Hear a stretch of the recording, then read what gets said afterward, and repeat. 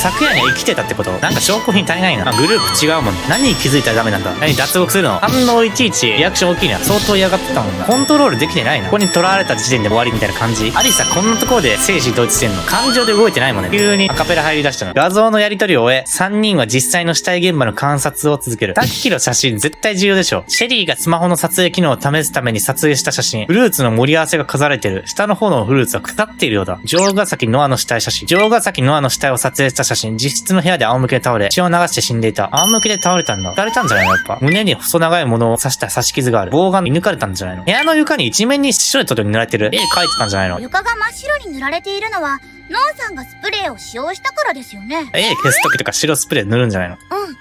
ノアちゃんは新しくまた何かを描くって言ってた。そのために一旦白くしたんじゃないかな。たまに赤一面に描いてた時もあったね。消すために。エマは念のため鉄格子に手を差し入れ、届く範囲の白い塗料を触ってみる。すでに乾いてる。やっぱり昨夜のうちにノアちゃんが塗ったんだ。昨夜には生きてたってこと？それにしても、これは足跡がついたら一目瞭然ですね。そして、ノアさんの周辺に足跡はなしと。入れないでしょ、足跡っていうか。宙に浮き上がって、ノアさんに近づかないと殺せませんね。これ見て、これ。鉄格子の中が見えるとはいえ、その隙間は手を通せる程度しかない。そしてノアの遺体は、室内中央にある。近づかないと殺害は無理だと思われた。でもさ、中に入らずに殺したのかもよ。ほら、見て。エマが指さしたのはノアの遺体の近くに落ちている短い矢だった。これって、ボーガンの矢じゃないですか？血の跡は関係ないよな。ノアちゃんは、ボーガンを胸に撃たれて死んだ。ボーガンの矢。城ヶ崎ノアの死体発見時近くの床に落ちていた矢。先端の形状、死体の傷と一致しており血液が付着している。射抜かれたのは事実だな。落下面と思われる場所にも、ほとんど床の塗料は付着していない。にもって何？その可能性は高いですね。それなら、中に入らず犯行に及べますし。ラウンジのボーガンは誰かに盗まれてた。誰かがノアちゃんを殺すために持ち出したのかも。他に気になることは、やっぱり。持ち出したりとか情報あったな。真っ白なキャンパスのような部屋でノアから排出された血の赤がアートのようになっている。蝶の絵。これはどうしてこうなったんだろう。魔女が死ぬときこうなるんじゃない？何かの意味があるかもしれない。撮影しておこう。っていうか殺されるとき慣れ果てになんないの？洗脳しやすいやつは洗脳するのか？あなたたち、よくそんなジロジロと見られますわね。私、気分が悪いですわ。あんちゃんが凹むほどだからね。床に書かれた蝶。城ヶ崎ノアの死体発見時、床に書かれていた蝶のような模様。大量の血液が書かれている。いや、僕もいっぱいいっぱいだよ。誰かが書いたってことなの？自然じゃないのか？エマはどに込み上げるものをこらえ、首を振った。そこではっと表情を固くした。血の匂いがしない。スプレーの刺激臭で消えちゃってるんだ。ノアは狭い房内で常にカラースプレーを噴射し続けていた。今もなお房内にはスプレーの刺激臭が満ちている。エマはノアの脇に転がるカラースプレーもズームして撮影した。これで気づいたことは全部でしょうか？最後に持ってたの白。カラースプレー。死体発見時近くに転がっていたカラースプレー。強い石を放つ白の塗料で乾くには時間がかかる。裏には注意書きが書かれている。この商品は木材に付着すると洗い落とすことができなくなるため、取り扱いに注意してください。匂いの隠蔽。なんか証拠品足りないな。多分、これ以上見ても。気のせいかもしれませんけど、床に引っかき傷みたいなものがありません？なんか情報多いな。アンナが嫌そうに指さした先にエマ・シェリーも注目する。本当だ。あるな。かすかなものだが白い塗料に一部傷が入っているように見えた。なんでここ白い塗料に塗られてないの？何か意味があるかもしれないよね。後からついた。そうですね。すべてを疑うのは探偵の鉄則ですから。わかんない。でも、他のところも捜査しに行きましょう。シェリーは歩き始めたが、エマは立ち止まり、通路脇に目を留めた。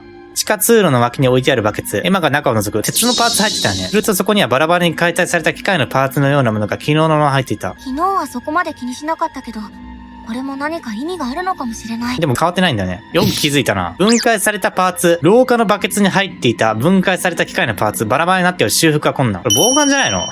しかも木材だな。シャワールーム気になるな。木材に付着すると洗い落とすことができなくなる。エマたちがシャワールームに行ってみると、捜査中のレイやマーゴ、ミリアと遭遇した。どうやら彼女たちも捜査中に鉢合わせ合流した様子だ。ハンナは嫌そうに顔をしかめ、早々にシャワールームから出ていく。あら、あなたたちも探偵ごっこ？ロッカーを調べていたマーゴがエマたちにクスッと微笑みかけてきた。ごっこなんかさ、まあ、喧嘩してる場合じゃありませんから。エリーになだめられ、エマは深呼吸で何とか気持ちを鎮める。マーゴちゃんがわざと煽るようなこと言ってきてるんだ。落ち着かなきゃ。そっちは何か手がかり得られました？この言葉に肩をすくめたのはレイだった。いや、有力な手がかりは何も。私たちの見解では一緒に行動してるんだ怪しいのはやっぱりハンナちゃんじゃないかってまとまりつつあるわね。ハンナちゃんは絶対そんなことしない。理由変えないでしょ、そもそも。今度こそエマが噛みつく。するとレイヤがふかふかとため息を漏らした。エマ君、君はハンナ君のことをどれだけ知っているんだい？私は彼女のことをほとんど知らない。人を殺すような少女かもしれないし、そうではないかもしれない。グループ違うもんね。まっすぐに信じられる君が少し羨ましくもあるよ。レイヤちゃんは誰も信じていないの？エマは反撃にもならない弱々しい小姉で問いかけた。するとレイヤは優しく微笑む。私はみんなを守りたいと思っている。だから信じている少女たちを全力で魔女から守るんだよ。レイヤちゃんの考え方が間違ってるとは思わない。でもハンナちゃんは友達がいない僕と仲良くしてくれた。個人的な感情でしかないかもしれないけど、みんなが何知ったか気になるの。僕はハンナちゃんが魔女じゃないって信じたい。シャワールームは何もなさそうですね。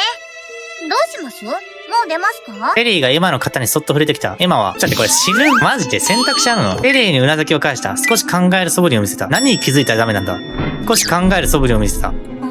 何が起きるんだ？どうしようかな。おや？何か気になるんですか？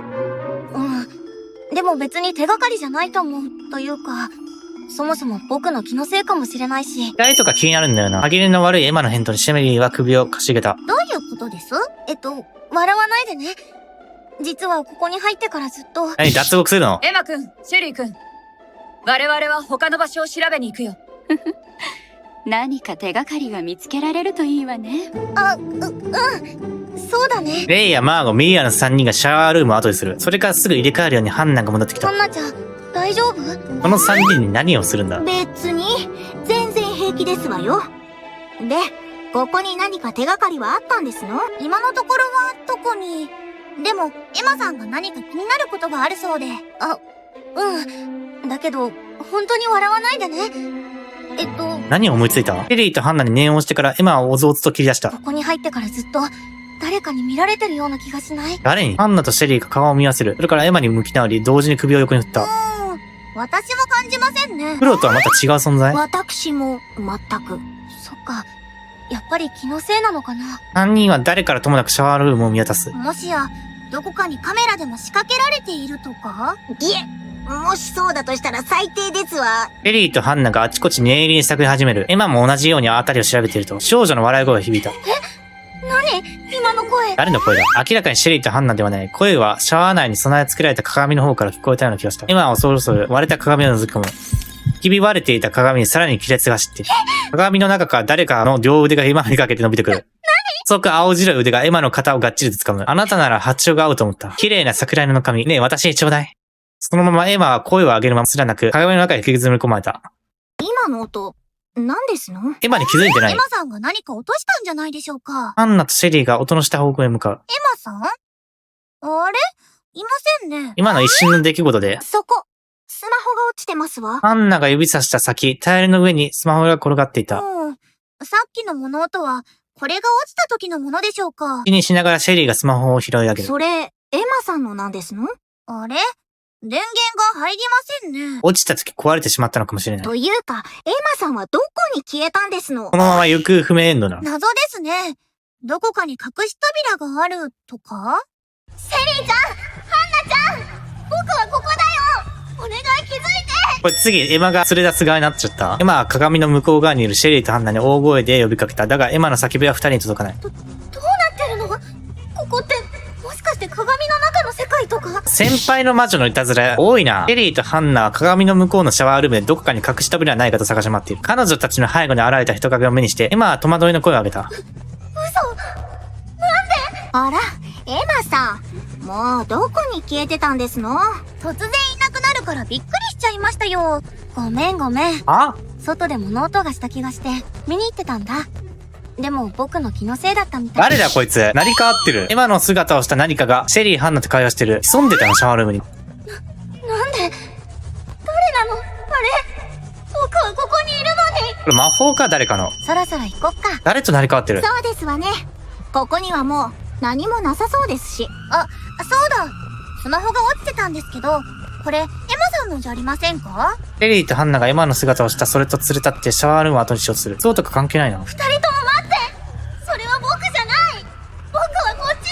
エマも訴えも虚しく3人が鏡の前から去っていく。去り際に一度だけエマの姿をした何かは本物のエマがいる鏡を振り向いた。笑ってる。かき乱していくね。開示されてない情報あるから、魔法わかんないから。でもこれがヒントになるんだよね。誰なんだあいつ。先輩なのか、それとも他の囚人なのかな。一人行動してるやつ危ないぞ。変装するような魔法があるってことだよね。シェレイにうなずきを返した。そうだね。あ、でも、魔法について聞いておきたいんだ。レイヤちゃんたちがどんな魔法を使うのか、僕らは知らないから。大事だね。ぎょっとした声を上げたのはミリアだった。猛烈な勢いで今に迫ってくる。金髪でピアス、頭からつま先までバッチリ決まっているモデル体型のカリスマ美女。間近に迫られた今はごくりと喉を鳴らした。魔法なんてあるわけないよ。その話はやめよう。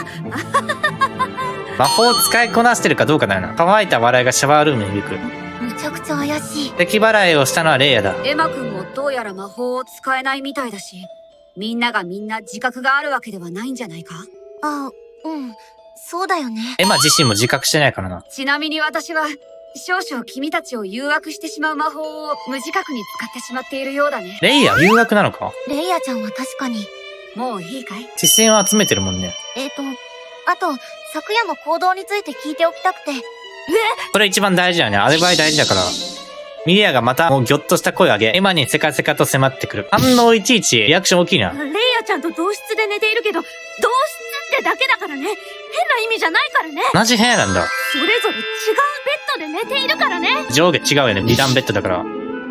そんなに焦って言われると、逆に怪しんでしまいそうですね。これ迫ってるのかイラストドアップしてんの。満面の笑顔でシェリーがさられて突っ込む。すごい表情してるな。ミリアは頭を抱えてしまった。どっちかというと、昨夜の配信について聞きたかったんだけど。あ、同じ部屋だからコラボ、沢渡り個々が来訪した感じになるのか。どっちかというと昨夜の配信について聞きたかったんだけど。なんだろう、このいたたまれない。まあ、配信大事だよね。殺される前夜、配信してたもんね、この3人は。一緒に行動してたってことだもんね。エマとシェリーをはしゃぐのを後にした。アーンちゃんどうしてるんだろう。医務室ではベッドで横になってるアーンとメルルがいた。シェリーさん、顔色が優れないように見えますが。メルルはいち早く青ざめているシェリーに気づき心配そうに近寄ってくる。健康と元気が取り柄なんですけどね。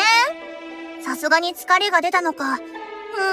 そんなはずないのにな。休んでください。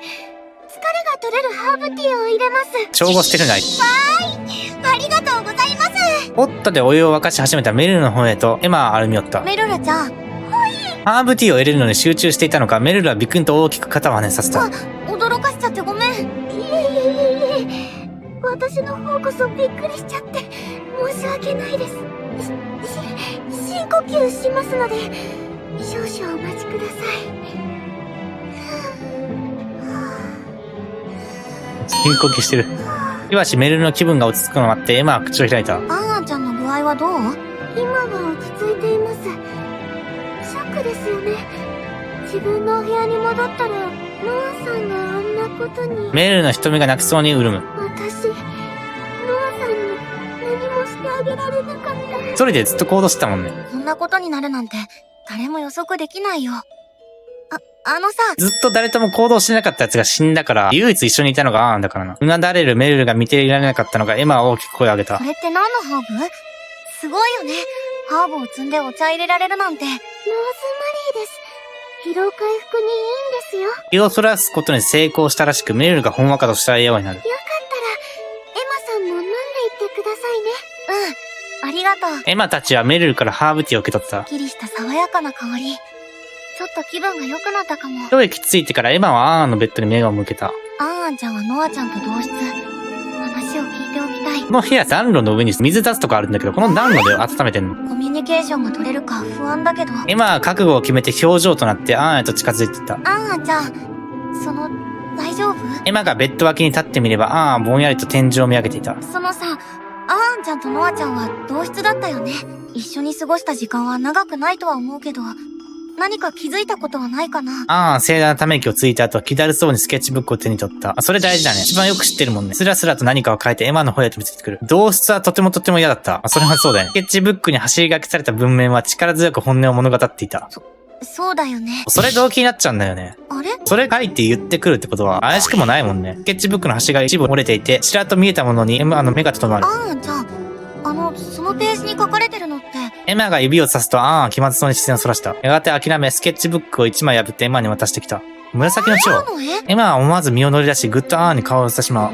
これってもしかして、ノアちゃんが描いたんじゃ。どうしてノアちゃんは蝶の絵をアーンちゃんのスケッチブックに描いたのはなんで？アンはとても弱そうな顔でゆっくりと口を開いた。他人にスケッチブックを持たせたのか、相当嫌がってたもんな。我が輩は具合が悪い。喋った。大声を出されると我が輩の具合がもっと悪くなる。だから出て行け。出ていけ。結局その言葉が紡がれた途端だった。エマの体は意志に反してアンから後ずさりを始めてしまう。なんだこいつ、引き離してるな。あれなんで？これ重力か。アンはスケッチブックでサラサラと文字を書いてから見せてみる。我が輩の魔法は相手を納得させられたら命令に従わせることができる。相手を納得させたら条件あるんだな。いわば軽度の洗脳。それでアーンちゃん、喋らないんだ。そうなんだ。喋らない理由、魔法を使うからなんだ。ってことはコントロールできてないな。更新されるよね。洗脳の魔法を持つ少女。相手が納得した命令であれば従わせることができる。軽度の催眠魔法。例えば、アーンが他の人に殺人させたとして、それどっちが犯人なのだろう。どんどん距離が離れていき、エマは思う。エマを他人を拒絶しているのだろうと。エマは盛大なため息を漏らしながら医務室を追い出される形となった。でも納得すんのかな？納得させられたらっていう条件だから、ノアを撃ち殺してこいとか言っても納得しないはずだから、相当殺意持ってないやつじゃないと納得しないんだよね。ボウガンのあった場所、ラウンジだな。あとフルーツも気になるか。ラウンジには今にとって大きく気になっていることが一つあった。ボウガンでしょ？壁にかけられていたボウガンが盗まれた。一体誰が？壁の前に立ち、エマはとうなる。するとラウンジにナノカが入ってきた。ナノカさん。ナノカさんも調査中ですか？一人行動してる。別に。こいつも関係あるからな。喧嘩もしたし、疑問を探してるんだよね。その冷たい言い方にむっと頬を膨らませたのはハンナだ。別にってあなた、人が一人死んでるのにその態度はないんじゃないかしら。僕に睨られているわけでもない。しかしハンナは一歩は進んだ。彼女からは迫力も恐怖も感じないのに話しかけたことを後悔する何かを持っている。まるで踏み入れられたら戻れない闇に引き込まれそうな何か。エマはナノカにそんな印象を抱きつつも覚悟を決めて質問を口にする。あのさ、ナノカちゃん。ラウンジからボウガンが盗まれたって言ってたよね。だから何？暗くうろんげな瞳で見つめられ、エマはごくりと喉を鳴らす。ずっとボウガンのこと気にしてたのかなって。この牢屋敷で身を守るために武器は必要。アーンちゃん、能力開示したってことは犯人じゃないと思う。あんなにわかりやすく飾ってあったらみんな気にしていたと思うけれど、話は終わり？ナノカはすでに去ろうとしていたが、シェリーがその前に立ちはだかる。もう一つ聞かせてください。ナノカさんの魔法って何でしょう？こっから魔法を開示していかないと疑われるだけだもんね。言う必要はないわ。言わないの？そんなことおっしゃらず。私、みんなの魔法が気になって仕方ないんです。不安要素があると行動できないもんね。もしシェリーが誰か殺したいとなると、状況を知っておきたいよね。このシェリーってめちゃくちゃ頭いいからな。シェリーが拝むように言うも、ナノカは教える気がなさそうだ。横をスルーと通り抜けていった。ナノカさんはいかにも怪しいですし、孤立もしています。最悪、魔女にされてしまいますよ。心配してるな。シェリーは笑顔のまま不穏なことを口にした。シェリーちゃん？ナノカの足がピタッと止まった。魔女にしたければすればいい。どうせみんな死ぬんだから。ここに囚われた時点で終わりみたいな感じ。それってどういう意味？エマが振り返るとナノカの姿はもうなかった。白昼夢でも見たかのように。何も情報なかったな。あ、移動できる。エマたちは一行は外へ出て、森の中にある湖の方までやってきていた。外行ったんだけど。こんなところに何かありますかね？ノアさんの殺害に関係ありそうなものがあるとは思いませんか？こんな遠い場所に関係あったりする？歩いてる背中へ突っ込まれ、エマはうっとうなる。証拠でもあるの？どっちかというと、外の空気を吸い気たかった分転換気持ちが大きいかも。気分転換。牢屋敷の地下にはノアの遺体がある。それを考えるとエマはいたたまれなかった。気分転換したら何か思いつくかもね。ごめん。ここら辺を調査してもあんまり意味はないかも。中に戻ろうか。あれ？でもここまで来ている子がいるみたいですわよ。アンナを指さす方向、湖のほとりに座っている少女がいた。アリサ。せっかくだし、アリサちゃんに話を聞いてみようか。ああ、それなら私は席を外した方が良さそうです。アリサ、こんなところで生死同一してんの？なんで？私、アリサさんと同室なんですが、めちゃくちゃ嫌われてまして。一応話し合っているんで。わかる気がしますわ。私がいたら、きっと切れ散らかして逃げると思うので、私は隠れてますね。大変だな、同居に。リリーちゃんが隠れるのなんてできるのかな？エマは首をひねりながらもアリサの方へと近づいていく。アリサちゃん、ここで何を？んだよ。来てんじゃねえよ。いつもイラついてるな。アリサは明らかに歓迎のムードではなく、じっと舌打ちとともに睨んでくる。エマはひるみながらもなんとかアリサへと一歩近づいた。昨日の夜さ、通路でぶつかったよね。あの時、なんであんなところにいたのかなって。ぶつかったね。あなたの方からぶつかってきておいて、ずいぶん慌てているように見えましたけれど。ああ、おめえら、うちのこと疑ってやがんのか。なんかしてたら話した方がいいよ。そういうわけじゃ。こういう時、やったのはうちだってみんな口を揃えて言いやがる。不快なんだよ、消えろ。怒鳴られて、エマもハンナも肩をびっくりと震わせてしまう。お話になりませんわね。行きましょう。奥に行く理由なんかあったっけ？あとハンナが背を向けた時だった。アートだよ。アート。つぶやきが届き、エマを振り返る。アートって、ノアちゃんが部屋に描いてたスプレーアート？匂いが気になった？アリサは今そうに顔を歪めていたが、ぽつりぽつりと語り出す。あいつがバルーンだってことにはすぐ気づいて、それから何回も足を運んで見に行ってた。すぐ気づいたの？絵のセンスでファンなの？昨日もそれで見に行ったんだけど、あの優等生と鉢合わせて気まずくなって帰ったんだよ。優等生？かすみレイヤか。そっか。アリサちゃんはノアちゃんの絵を見に来てたんだ。ありがとう。話してくれて。これ理由分かったね。ふてくされたようにアリサは小石を湖に投げた。そういえば湖でこんなもん拾った。あいつが探してたやつじゃねえか。レイヤ関係してきてるな。アリサが差し出してきたのはリボンだったこ。れってもしかして、ナノカちゃんが探してた？でも血がついてるように見える。レイヤ唯一犯人決めつけてるからな。言っとくが、うちが取ったんじゃねえからな。エマはアリサからリボンを受け取る。リボン使われたの？ねえだろ、キメラ。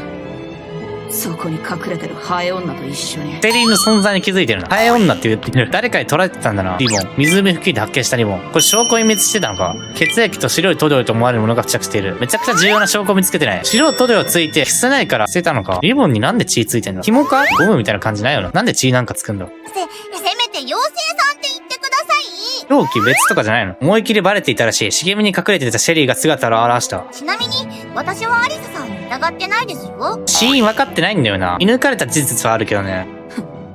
どうだか。でも、一つ確認させてください。アリサさんは、どんな魔法を使えるんで？発火じゃないの？別に隠すつもりもね。アリサは指先にまるで見えないライターを持ってるかのように、ほっと炎を灯してみせた。その炎で壁を燃やそうとしたんでしょ？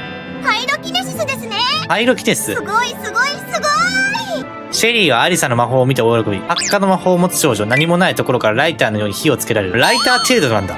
魔法によっては、不可能な殺人を可能にできる子もいるかもしれないんだ。魔法で何でもできるかもしれない。いち早くハンナが疑われた理由もそれである。アリサはもはや馬たちと会話する気がないようだった。無言で湖面を見つめる横顔はどこか寂しそうに見えた。リボン重要だぞ。エマとシェリー、ハンナは目配せし合い、その場を後にすることした。どんどん証拠品見つかるな。歩き出してすぐ。うちはあいつの絵、好きだった。そんな素振り見せなかったっけな。ぽつりとつぶやきが聞こえてきた。その独り言は誰にも届かない国へと消えていく。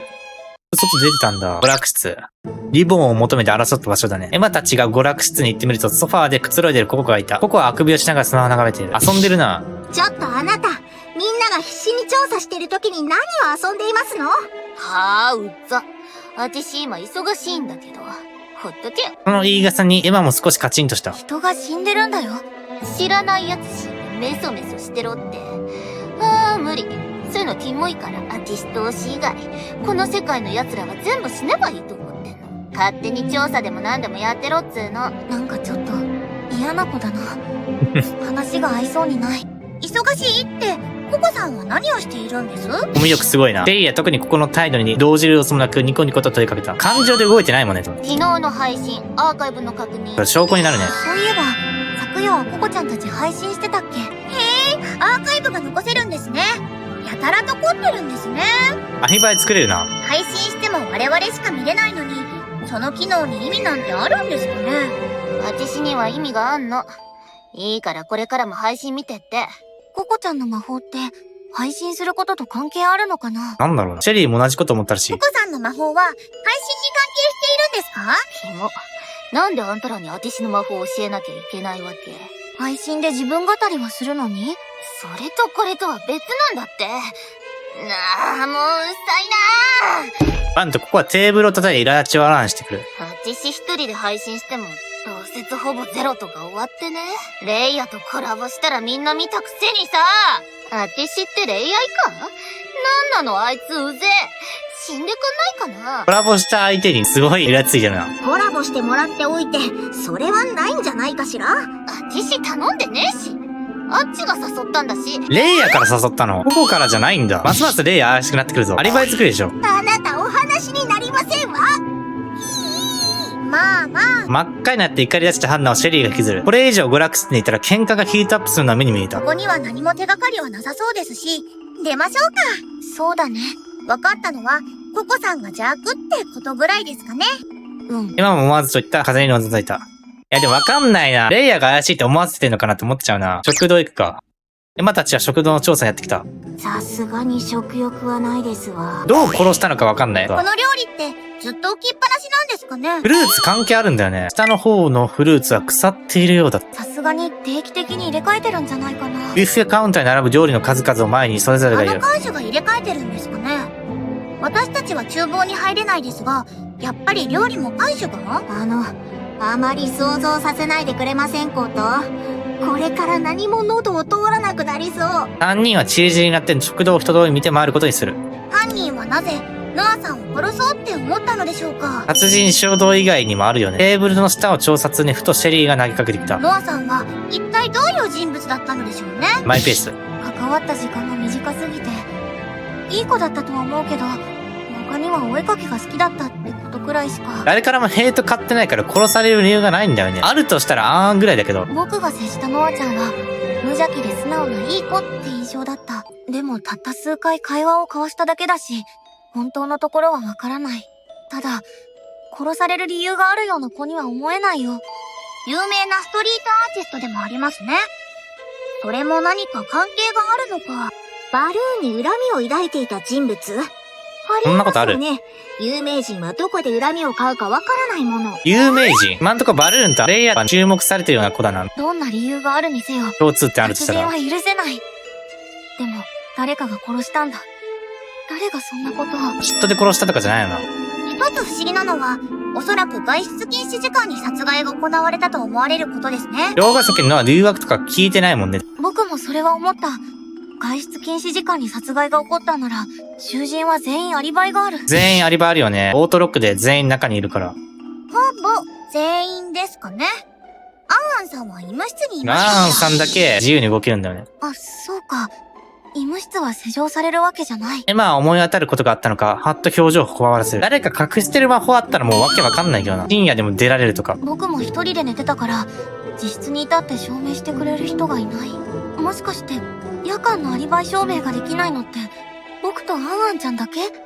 でもノアちゃんがいつ殺害されたのかは明確になってない。就寝前と早朝にアンアンちゃんと僕は顔を合わせてる。殺害時間によっては、お互いのアリバイ証明はできるよね。アンアンちゃんが僕に協力的だったらだけど。深夜の間何が起きたんだろう。なんで出歩けるんだ。エマはますます粗悪くなっていく。もしかして、僕も犯人だって投票される可能性が高い。高いな。ここまで考えて頭振った。でも、朝になったら鍵は解錠されてる。朝のうちにノアちゃんの部屋に行けば、誰でも可能だよ。週に受けたらさらに簡単ですね。アンナはしばらくうなだれていたが、長手意を消したように顔を上げた。私、実は受ける時間は1分程度ですの。結構ウケるな。自分の魔法を誇り高く思っているのだろう。アンナは悔しそうに埋めた。ああ、それはいい情報ですね。短時間しか受けないのなら、足跡残さず殺すのは無理だって言えるかも。全然いい情報じゃねえですわ。できれば言いたくねえですわ。最初ハンナ疑われるよね。時短だ踏みそうな表情のハンナだが、シェリーはキャッキャッと嬉しそうだ。いえいえ、積極的に言いましょうよ。ハンナさんの魔法は大したことないって。あなたわざと言ってるでしょ。とにかく今は調査を続けようよ。その後も広い食堂内を歩き回ってみたが、結局何も手がかりは偉そうになかった。とエマの目にビュッフェカウンターにあるフルーツ森が止まった。ここに置いてある料理、少なくとも毎日は入れ替えてはないのかもしれないね。毎日入れ替えてない。下のやつ腐ってる。どうしてです？下の方のリンゴが腐ってる。アンナが青ざめて後ずさる。もう断食するしかありませんわ。でも飢え死には嫌ですわ。列を書くハンナを連れてエマたちは食堂出た。フルーツわかんな。なんで腐ってんの重要なの？玄関ホール。この辺りを歩くの苦手な。匂いか？見張りのためか監視はよく玄関ホールに立っている。いつのストレート現れてもおかしくない。でも怖がってる場合じゃない。調査をしないと。珍しくシェリーが重々しくため息をついた。どうしましたの？あなたがため息なんて。なんだか最近、どっと疲れるんです。デメリットあるの？私、体力バカなんですけどね。これは一体どうしたことか。ヒロちゃんに次いでノアちゃんまで死んじゃって。そんななの見せられて普通でいられるわけないよ。エリーは唇に指を添え首をかしげた。死体は見慣れているんですけどね。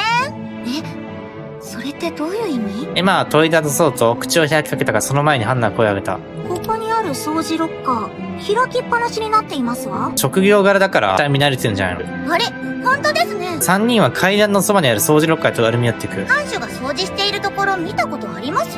掃除する要素でもあったのか？誰か掃除したのかな？掃除ロッカーからは長い柄のほうきがはみ出していた。しかもブラシ部分のジョイントが外されている。なんか気になるな。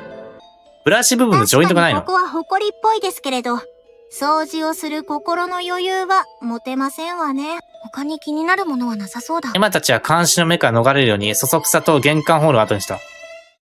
長い調査の末すっかり日が暮れて、今まで聞いたことのない荘厳な鐘の音が牢屋敷に響き渡った。弾かれるようにエマ、シャギー、ハンナは顔を上げる。鐘の音。これってもしかして。魔女裁判の時間となりました。皆さん必ず自身のスマホを持って速やかに裁判所に集合してください。従わない者は監視によって強制連行します。牧長からのメッセージは予想した通りのものだった。時間切れだ。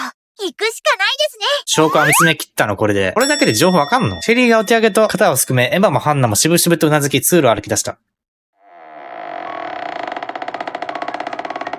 これまで牢屋敷を何度か探索してきたが、鍵がかかって開かなかった大部屋。ここが裁判所だった。ホールのように広い室内中央には意味深な台座があり、それを取り囲む形でぐるりと証言台が並んでいた。証言台には各囚人の番号がしてあり、席が決められているらしい。出入り口の大扉の前には見張りなのか監視が立っている。そして高い位置の手すりで羽を休めている獄長が喋り始めた。まずは魔女裁判のルールについて説明しますね。